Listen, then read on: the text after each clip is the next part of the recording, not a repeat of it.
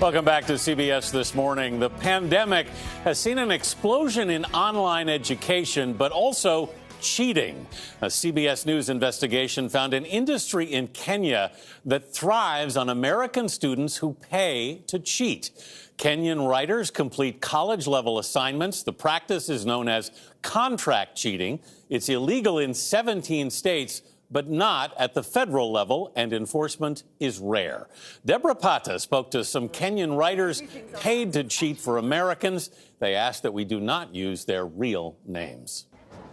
Cheating in college is nothing new, but as more and more degrees are done online, it's become a billion-dollar industry, and the heart of it is right here in Nairobi, often using top-class Kenyan graduates who come from poverty like this.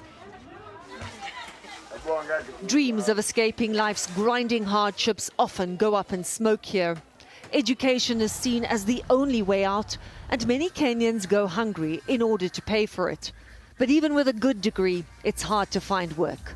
I've been searching for work since I finished high school. Joanne's tuition fees were due. You can't steal, you have to find something to do for yourself. William was battling to pay his rent, and so they turned to the global essay for hire industry. It's not really something you would be proud about, telling people that you help others cheat. Here's how it works. The Kenyans advertise their services on reputable websites with hip names like Ace My Homework and Essay Jedi. These are legitimate platforms offering academic assistance like tutoring, but some students use them to pay writers who will do anything for them, from an urgent essay to an entire college degree. William has first-hand experience of this with one client. I did his degree, and right now I'm doing his master's. He's promised me that I'm also going to do his PhD. He's the most successful of the two, earning over $2,000 a month. He pays to open accounts on a few of the websites, securing work for himself and other writers. The American student pays between $20 to $50 a page. The account owner, like William, takes a 75% cut. The Kenyan writer can earn as little as $5 a page. So the first one is the Kenyans are often given the American students' college login details so they can complete assignments and access the university library. They showed us some of these, and we were able to verify that these were indeed students enrolled at U.S. universities. Joanne is doing entire courses for some students. You know, give me an example of some of the names of the essays.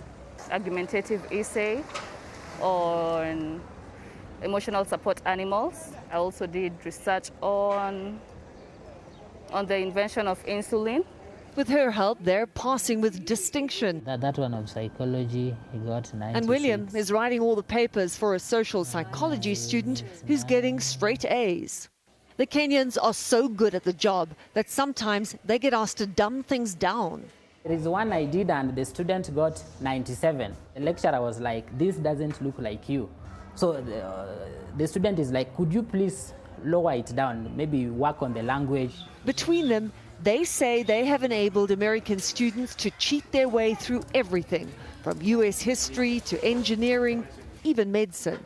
I think the state of cheating at colleges and at universities is serious and getting more serious. Ethics professor David Rettinger has been sounding the alarm for years. We trust that our doctor has actually been to medical school. Cheating leads us to overall social corruption because it leads us to having a cadre of professionals who can't actually do the work that they claim they can do. The Kenyan writers say cheating requests come from students everywhere, small online colleges to major state universities. They just have the name, but then we got the skills, we got the knowledge, and we got the experience. He now wants to quit the cheating business. But with so many Kenyans living in dire poverty, there are plenty of graduates waiting to take his place. The Kenyan students we spoke to believe it's impossible to shut down the cheating industry, saying that if websites are closed, they will simply find new ways to operate. For CBS This Morning, Deborah Pata, Nairobi, Kenya. We asked the website seen in the story for comment and haven't received response. The U.S. Department of Education says their regulations require that schools have processes in place to establish that any student who registers is the same student who engages in the program. So many startling aspects of this, but one is like, I don't know how. What college students can afford to pay $50 a page? Privileged ones, and that's the problem, too. That's right, These exactly. are like people barely making it, and they're doing the hard work for people who can afford to just pay, but it'll catch up to them. I was wondering, Rika, how they can police it. If you get the student's ID and you can log on as a student, how can you tell who you're talking to? I don't know how you police it, but listen, I didn't even know it had a name, contract cheating. I thought the professor was right where he said it really is social corruption. I would feel guilty if I succeeded. Well, you're a good cheating. person. Yeah. You don't cheat. I don't know about that. No cheater, pumpkin eater for No. I've had some desperate moments, I'll admit. Well, term papers due. But you didn't do it. No, I didn't. You didn't do it. Don't cheat. That's the lesson.